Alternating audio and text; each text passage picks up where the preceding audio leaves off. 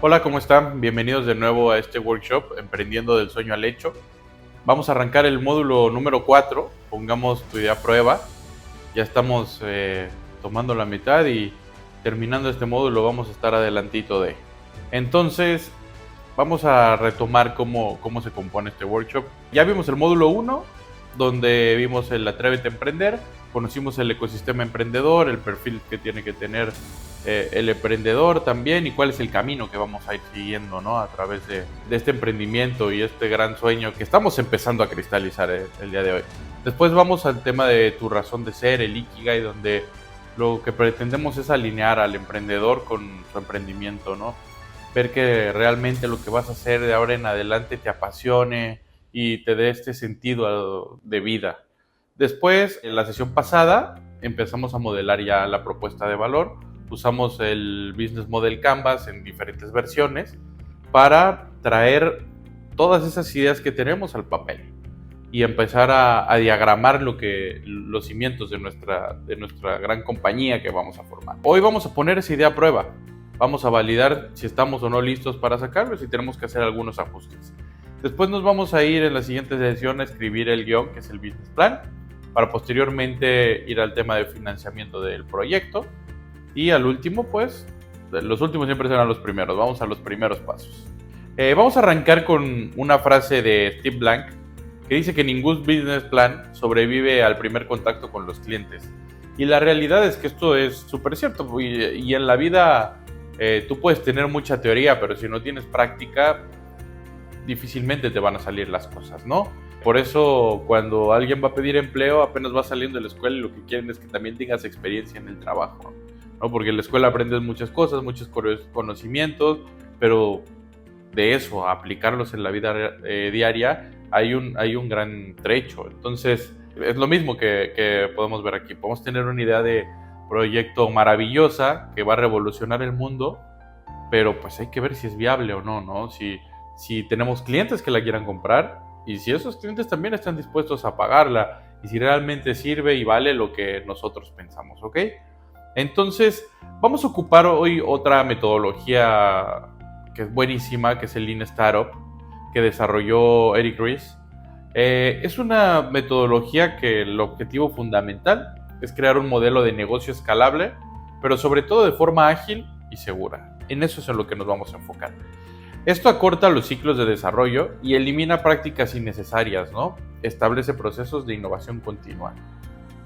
Está basada en la teoría de Lean Manufacturing o Toyota, que seguramente han escuchado sobre las 5 S, donde se enfoca en eliminar actividades y procesos que no agregan valor y conduce a reducción de costos y ahorro de tiempo, ¿no? O sea, muchas veces el proceso nosotros mismos nos lo vamos complicando y vamos haciendo situaciones complejas y al final pues se traduce en costos para la empresa, en el costo para poder desarrollar un producto, pero también en costos que se los transferimos al cliente, ¿no? Entonces lo que vamos a buscar es ser súper ágiles y sobre todo seguros, irnos a la segura. Bueno, ¿cuáles son las ventajas de este método Lean Startup? Bueno, uno es un método de aprendizaje validado, otro que evita el uso innecesario de recursos en la creación y desarrollo de productos. Después podemos medir el interés de los consumidores sobre un producto para usar estas claves en el mejoramiento o en la optimización, que es algo buenísimo.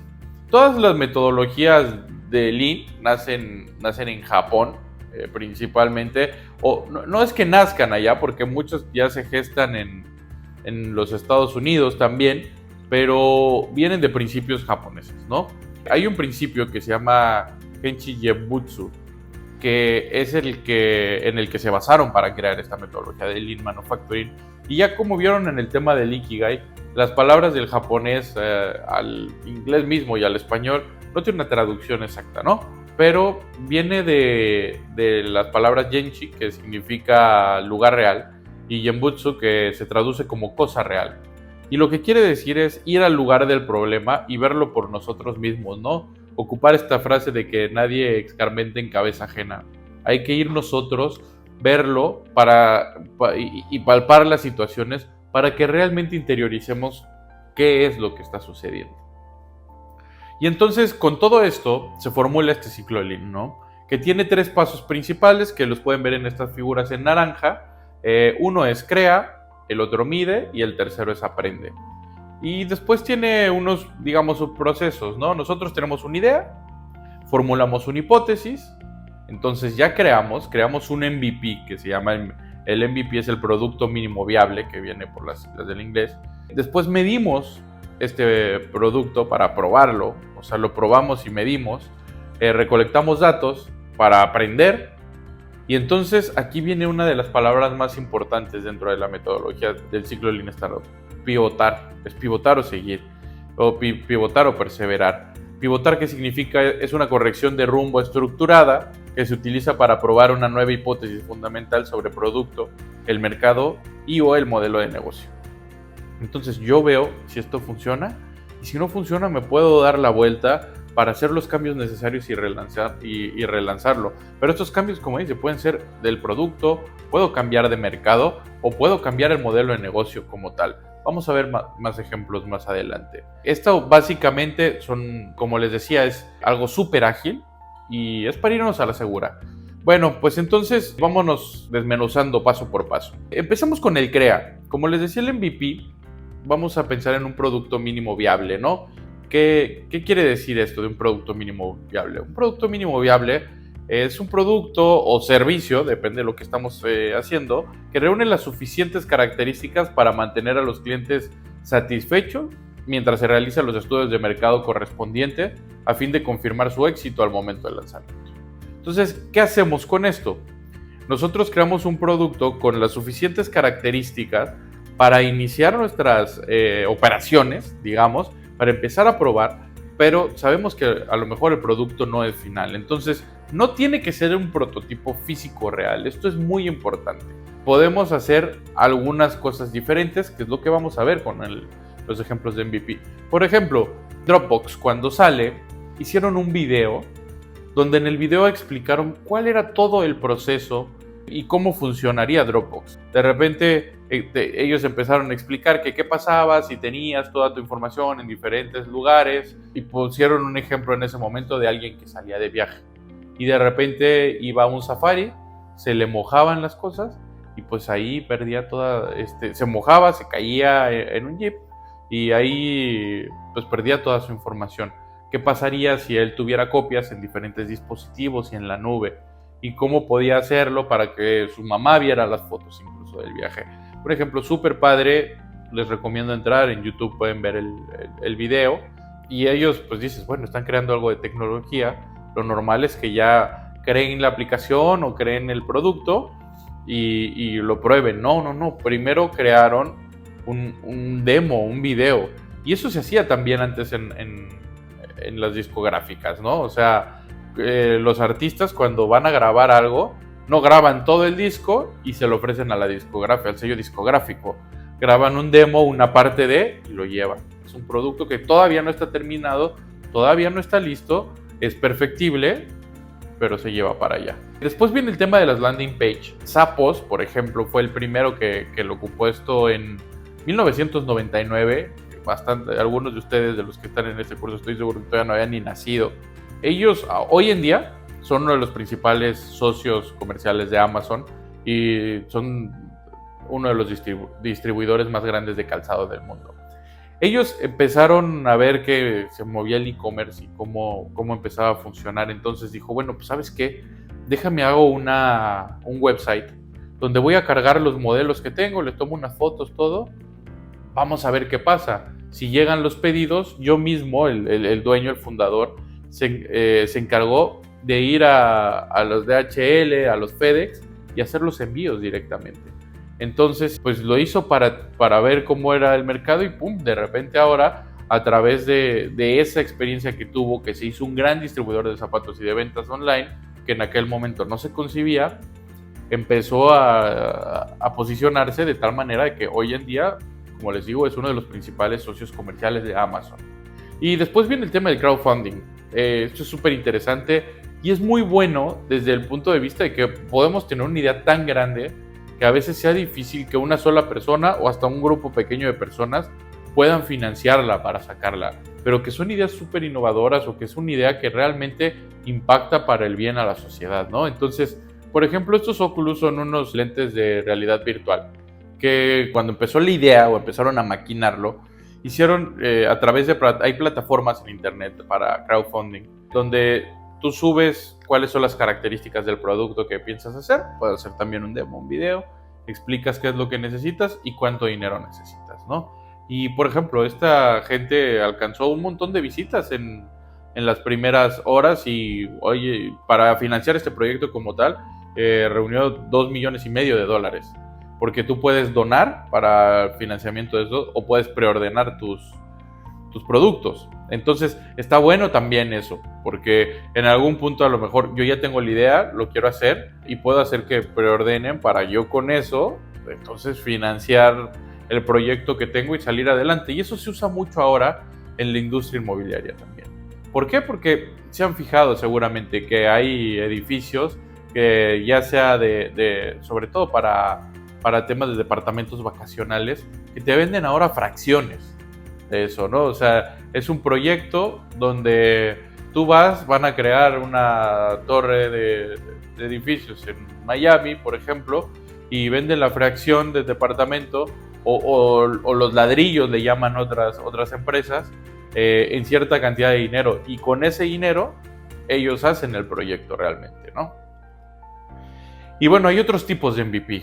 El de marketing o de redes sociales es bastante bueno porque a través de grupos de Facebook, por ejemplo, yo puedo decir, oigan, estoy pensando lanzar este producto con estas características, me gustaría saber su opinión y pum, ahí ponemos una encuesta o hacemos entrevistas. En email para obtener sobre todo feedback. Esto funciona muchísimo cuando ya somos una empresa que está establecida y queremos lanzar algo nuevo, o cuando ya nosotros tenemos contacto con varias personas que tenemos una experiencia en un mercado y queremos entrar, pero pues tengo los contactos, entonces yo voy y les digo, por ejemplo, yo me encargo a la organización de eventos. Hoy en día estoy organizando únicamente celebraciones de bodas y de repente yo envío un correo a toda mi base de datos preguntándoles qué pasaría si hoy en día me dedico a la organización de graduaciones escolares. Y entonces ahí yo puedo tener un feedback de si a la gente le interesa o no, y si me contratarían o no, y muchas veces hasta nos dan contactos para avanzar. Y luego viene el tema del Mago de Oz, que es súper interesante, que es muy parecido a lo que hizo la gente de Zappos.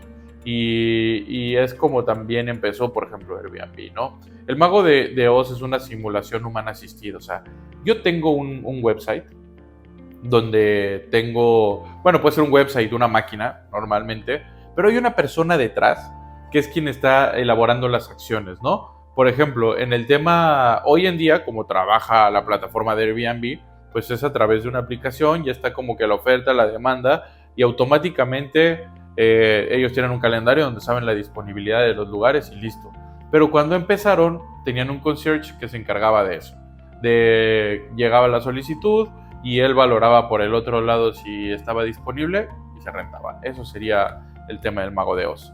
Y bueno, también tenemos el de una sola característica que muchas veces funciona, porque a lo mejor estamos pensando en un producto que tenga 5, 6, 7 características, pero lo que hacemos es que para arrancar, para validarlo, nos enfocamos en la característica principal del producto y las demás solo las mencionamos cuando estamos haciendo esta entrevista. Entonces podemos ver cómo funciona lo más importante y lo demás lo desarrollaremos después. Esto nos da muchísima agilidad en el proceso y nos asegura de que podemos medir los datos que nos interesan para ver si realmente va a funcionar o no, ¿no? Entonces nos vamos al paso 2, que es mide. Y ahí vamos a entrar al tema de las métricas. ¿Qué son las métricas? Son datos que sirven para evaluar la evolución del negocio. Pero hay dos tipos de métricas cuando estamos hablando en un ciclo como el del Lean Startup, ¿no? Hay otro tipo, hay diferentes clasificaciones, pero para lo que nos atañe hoy, que es el Lean Startup, hay dos tipos de métricas: las vanidosas y las accionables o procesables.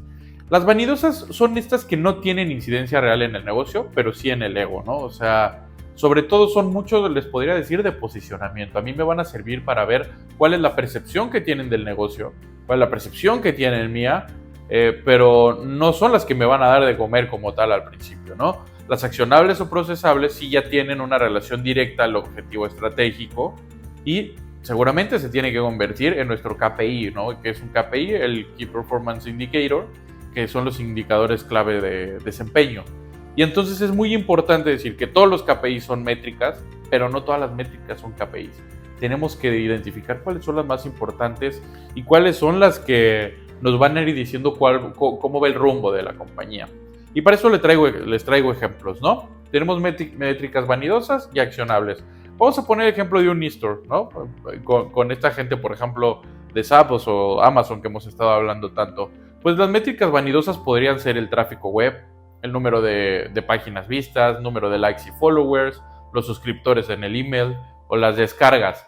Descargas de contenido que no sea monetizado, ¿no? O sea, porque si yo vendo libros y vienen las descargas, bueno, pues en ese caso sí que sería una meta accionable porque al final hace que suene la caja, ¿no?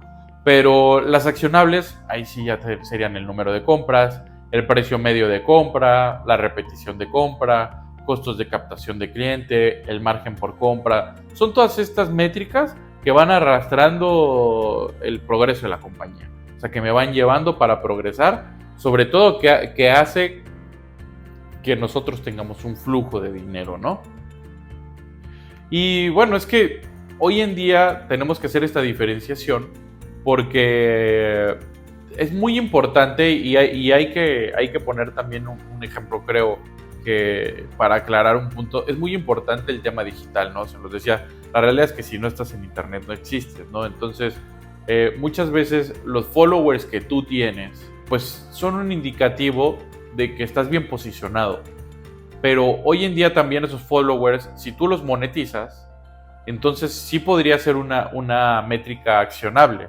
¿Por qué? Porque, por ejemplo, el número de vistas en YouTube, pues sí que funciona para monetizar, ¿no? Porque es como me pagan a mí. O si yo a través de que tengo 4 millones de followers en mis redes sociales, puedo vender anuncios dentro de ellas, pues entonces ahí sí son monetizables, ¿no? Es muy importante hacerlo ver desde ese punto de vista, porque una cosa es cuando es una marca personal, o sea, que es una persona que se convierte en un líder de autoridad en cualquier tema y de repente monetiza su imagen o el impacto que tiene en redes sociales. Y otra cosa es con una empresa que es importante saber que tengo millones de seguidores y que millones de seguidores ven mi contenido y mis lanzamientos y las cosas, pero yo de eso no vivo, yo vivo de lo que vendo. Entonces, obviamente, en el corto, mediano y en el largo plazo, en todos, yo tener métricas vanidosas es bueno también, porque en algún momento eso va a arrastrar también a que yo tenga unas métricas accionables lo suficientemente poderosas para que suene y suene la caja, ¿no? Ahora vamos a la parte de aprende. ¿Qué es lo que vamos a aprender? Ya llegamos al punto donde nosotros creamos, nos imaginamos este producto, hicimos un demo o de repente algo de una sola característica, lo creamos, vimos qué vamos a medir, o sea, identificamos muy importante lo que queremos medir, entonces vamos a aprender. ¿Y qué es lo que queremos aprender? Bueno, pues lo más importante es validar al cliente, ¿no? ¿Por qué? Porque antes las empresas se hacían de atrás para adelante. Yo ponía la empresa y después ya buscaba todo lo demás. No, hoy tenemos la posibilidad y lo que quiero que se lleven con este workshop es que tengamos un concepto bien claro para salir al mercado, ¿no? Porque si no nos convertimos en una compañía egocéntrica. Yo hablo mucho de empresas egocéntricas. El motivador para yo abrir un negocio no tiene que ser yo pensando que soy el cliente número uno del negocio, ¿no? O sea, poner un negocio como para que me atiendan a mí es importante, pero veamos realmente qué hay allá afuera. Lo más importante y como deberían de ser las fases o los pasos para crear una compañía es que primero descubramos el cliente, ver a quién vamos a satisfacerle las necesidades, que es el paso número 1 también que tenemos en todos los procesos del Lean Business Model Canvas y en el Business Model Canvas. Yo descubro ese cliente, lo valido y con eso yo puedo saber si todo está bien o tengo que pivotar y regresar, ¿no? Pero bueno, pensemos que está validado. Entonces ya con eso creo al cliente. Puedo darle check de que ya revisé, que eso va a funcionar y que mi cliente está listo. Y con eso después construyo la empresa. Así debería de ser. Esos serían los pasos ideales que vamos a tomar aquí. Y bueno, nos vamos entonces en esta fase de validación del cliente. Pues descubrimos el cliente, validamos y si tenemos que pivotar, pivotamos. ¿Qué es lo que vamos a descubrir en el cliente? Pues debemos de tener hipótesis de clientes. ¿Quién nos comprará? ¿Por qué nos comprará? ¿Y qué precio pagará? Y para eso, para poder validarlo, pues tenemos que hacer pruebas de valor. Nos funcionan mucho los test A/B, donde le damos dos opciones para ver cuál de las dos es mejor para este cliente. Experimentación. Hacemos un focus group, los sentamos, les damos a probar de nuestro producto, les hacemos una demostración, preguntamos todo y entramos a entrevistas, ¿no? Entrevistas profundas, conocer, oye, me gustaría que me cuentes un poco más, tú cómo resuelves este tipo de necesidad, cómo te gustaría hacerlo, cómo te gusta llegar a descubrir las posibles opciones para satisfacer tu necesidad, etc. ¿Qué deberíamos de validar? Hay validación cualitativa y cuantitativa. Cuando nos vamos a la validación cualitativa, podemos validar partes del producto y nuestra propuesta de valor. Sobre todo saber si es la mejor solución del mercado. Eso debería de interesarnos y debería de ir dentro de esta investigación que estamos haciendo. En cuestión de clientes, saber los canales, ¿no? Cómo nos encontrarán. Pero no lo que nosotros digamos, sino preguntarle al cliente, oye, ¿cómo te gustaría encontrarme? ¿Cómo te gustaría encontrar este producto? ¿Cuáles son los canales que más usas para este tipo de cosas?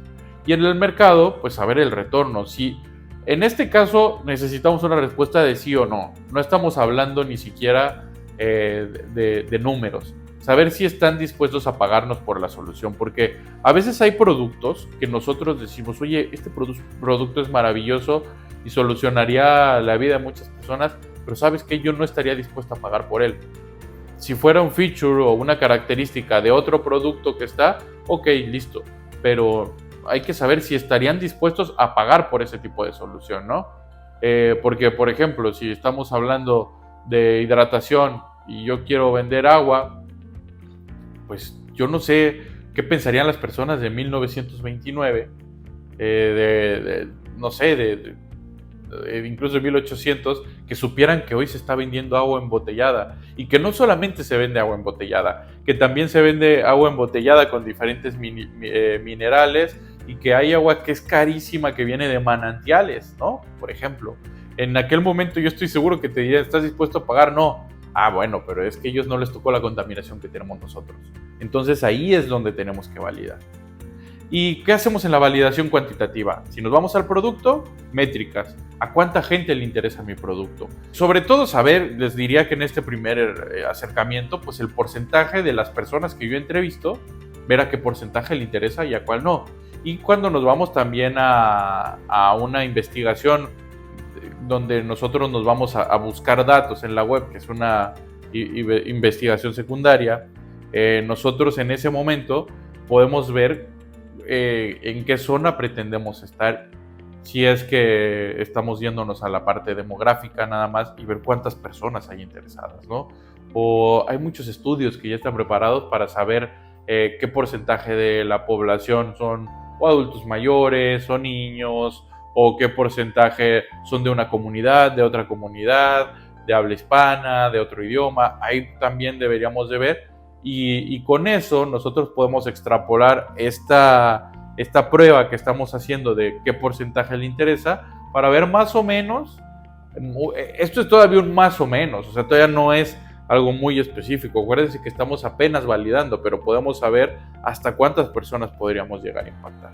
Y después, en canales, pues saber a través de cuántos canales podemos llegar. Aquí ya no nada más es a través de cómo te gustaría que llegara contigo, no, pero hay que saber cuántos canales consume esta persona, ¿no? O sea, si consume redes sociales, si ve la televisión, si recibe cartas en su casa y todavía le interesa, porque nos sorprendería, pero en Latinoamérica, pero por ejemplo en los Estados Unidos, en Canadá, se sigue ocupando muchísimo todavía el tema del mailing, pero no mailing de email, el mailing de que siguen enviando cupones a las casas, ¿no? Entonces, a través de cuántos canales podemos llegar con ellos.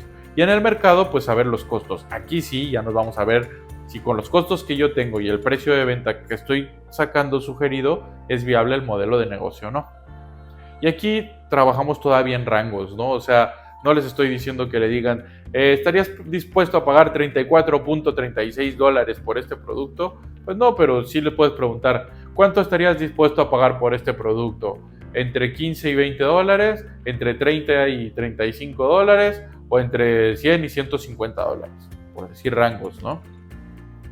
Y bueno, les voy a dar ejemplos de empresas que han pivotado, porque muchas veces pensamos, y nosotros como emprendedores dices, oye, yo tengo esta idea de negocio, y les digo, a veces son ideas egocéntricas, donde nosotros no nos fijamos ni fuera, y es súper cuadrada, y si no funciona así, ya no voy a seguir para adelante, cancelo mi idea y hago otro negocio. No tiene que ser necesariamente así, o sea, esa misma idea, con esa esencia, con esa necesidad que estás satisfaciendo, puedes buscarle la vuelta y ver cómo hacer que sea exitosa, ¿no? Netflix, por ejemplo, como ya saben, llegó en algún momento y se fue con Blockbuster, que era el gigante de las películas en aquellos momentos, de la renta de películas, ofrecer el producto. ¿Y qué ofrecían en ese momento? Ellos rentaban DVDs por internet. Y ahora pues son una plataforma en streaming, y ya no solamente monetizan la plataforma, ¿no? O sea, monetizan también anuncios, porque ya hay anuncios ahí. Y, o sea, tú monetizan las suscripciones, que hay diferentes rangos, los anuncios, y ya tienen también producciones originales, ¿no? Entonces pivotaron de ser esta empresa de renta de DVDs por internet a ser una plataforma de streaming. ¿Qué hizo Airbnb? Que vimos un ejemplo en el módulo pasado. Ellos alquilaban sus habitaciones extras para congresos y eventos en San Francisco, únicamente los que tenían ellos, y se acabaron convirtiendo en el marketplace más grande de propiedades en alquiler de corta instancia, ¿no? Dijo, oye, pues lo mío funciona, pues déjame ver, y así como me funciona a mí, que le funcione a millones de personas, y pues bueno, yo voy a ganar una comisión por hacer eso, por ordenar eso, ¿no? Twitter, que ahora es X, era una plataforma de podcast y se acabó convirtiendo en un microblogging. Entonces acaba siendo una necesidad de comunicación, pero bueno, un podcast, pues imagínense, hay podcasts que duran más de una hora, donde tú puedes estar hablando, y cuando ellos hacen este pivoteo, se fueron a solo 140 caracteres, y la verdad es que rompieron la cabeza del mundo, porque fue algo súper innovador, y a la fecha es muy vigente, ¿no? O sea, es una red social muy poderosa para emitir tu opinión. Y bueno, lo que dice Eric Ries es que las startups que tienen éxito son aquellas que consiguen pivotar suficientes veces antes de quedarse sin recursos. Entonces, lo que estamos pretendiendo con esto es ser ágiles e irnos a la segura, ¿no? O sea, estás comprando un seguro de vida, no va, porque hay negocios que de repente, pues por ahí arrancamos con $1,000, $2,000, ok, está bien.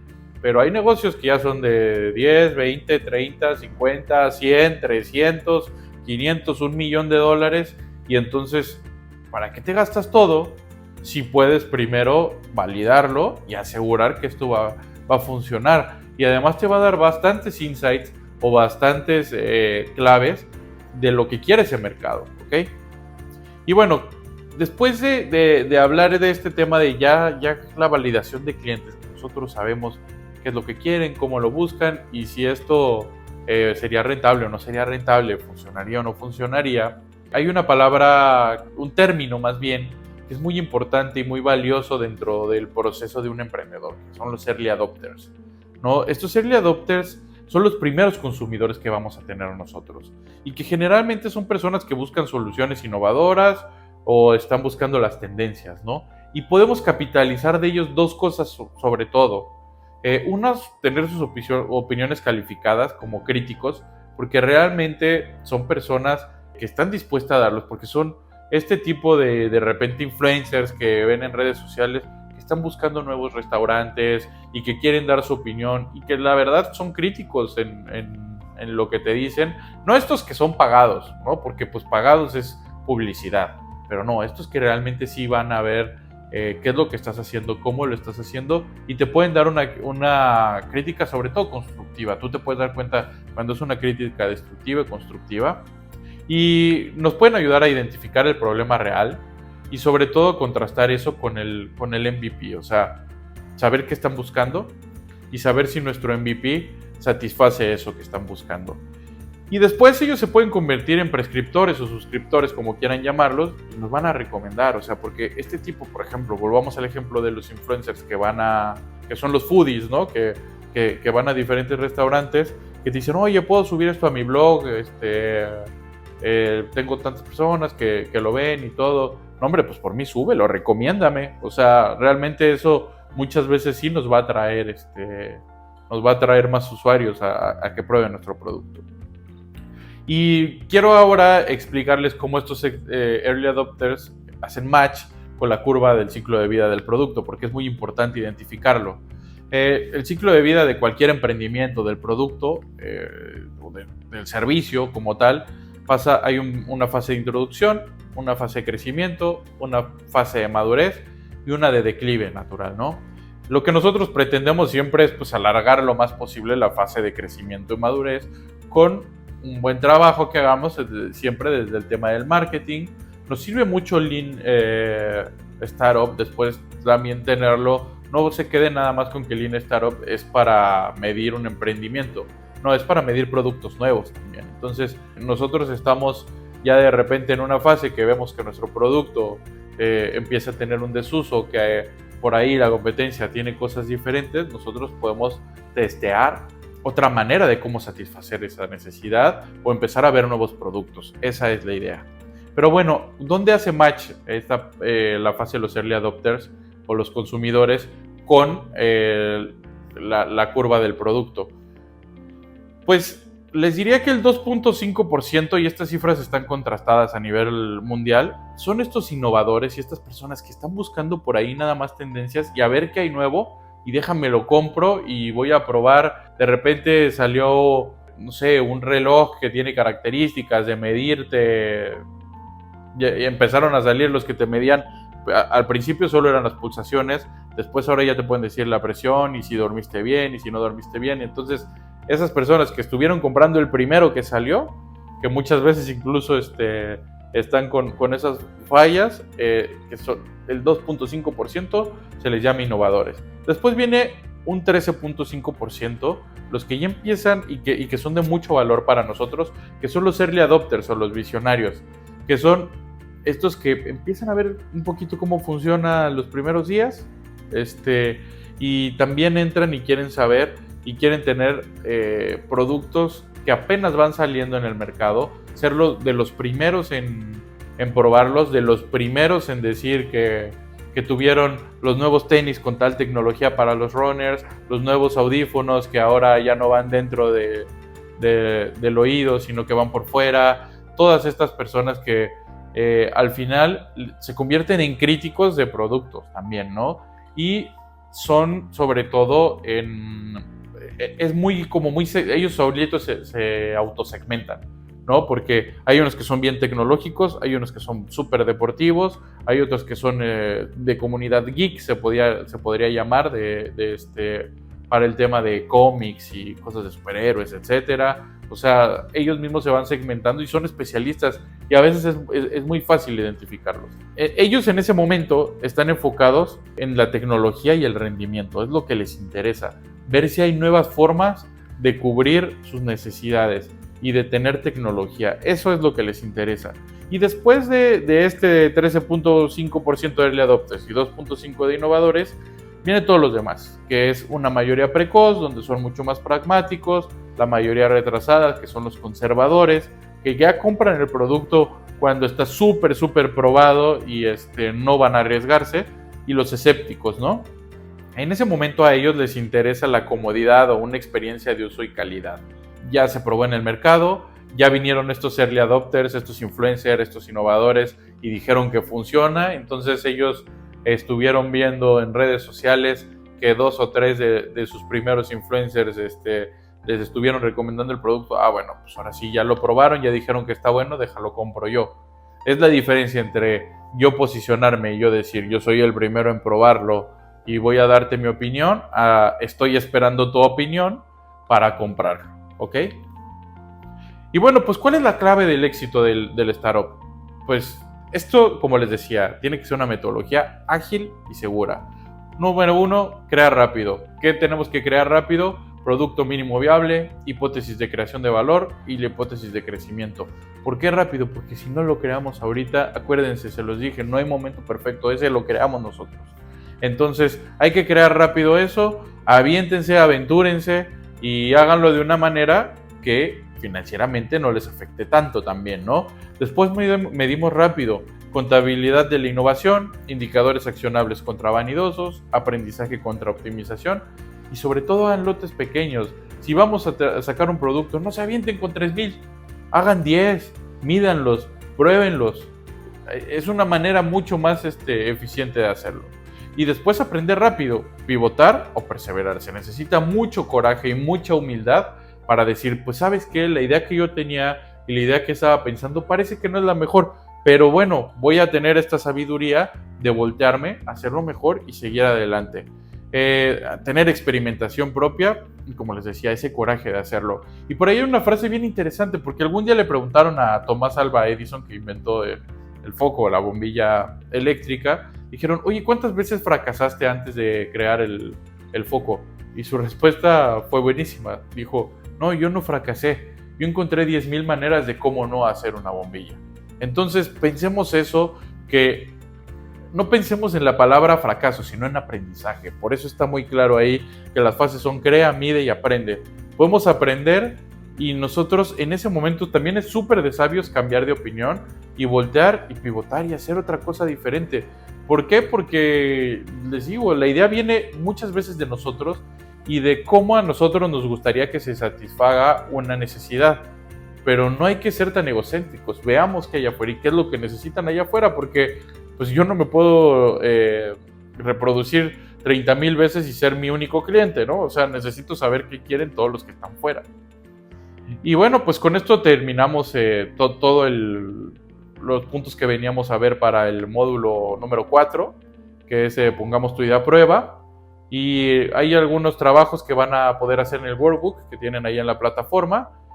Pues básicamente lo que vamos a hacer es ir rellenando los espacios para las fases de creación, la fase de medir y la fase de aprender, ¿no?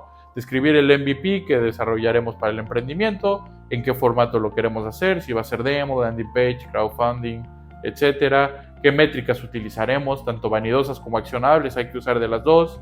El desarrollo de la fase de validación del cliente, ¿no? Cómo lo vamos a hacer. Las preguntas fundamentales se las puse aquí, pero hay otras más que ustedes pueden imaginar y pensar de acuerdo al emprendimiento que están haciendo. Pero pues la hipótesis de clientes, quién nos comprará, por qué nos comprará y qué precio pagará, qué tipos de prueba de valor pretendemos aplicar. Sobre todo en validación cualitativa y cuantitativa hay que contestar estas 6 preguntas: si es la mejor solución del mercado, cómo nos encontrarán y si están dispuestos a pagar por la solución. Y en las cuantitativas, a cuánta gente le interesa, a través de cuántos canales podemos llegar y si es viable el modelo de negocio, ¿no? Y después vamos a hacer el borrador de la encuesta que le aplicaríamos a nuestros early adopters, a los primeros que nos van a comprar, ¿no? Acuérdense que esto nos va a ayudar mucho, porque podemos salir al mercado y también esa es otra. O sea, no porque yo ya haya salido al mercado, quiere decir que ya así es como se tiene que quedar mi producto. Como empezamos, no define cómo vamos a terminar. Tenemos que tener la humildad, les decía, y sobre todo el coraje de pivotar si lo tenemos que hacer y de la mejora continua, ¿no? Aprender, estar buscando qué soluciones nuevas hay y tener mucho de innovación. Hay que abrir bien la mente para pensar diferentes maneras de hacer las cosas. Bueno, pues muchísimas gracias. Avanzamos entonces con este módulo 4. Ya vamos más allá de la mitad. Nuevamente, gracias por poner sus sueños en nuestras manos y nos vemos en el siguiente módulo. Hasta luego.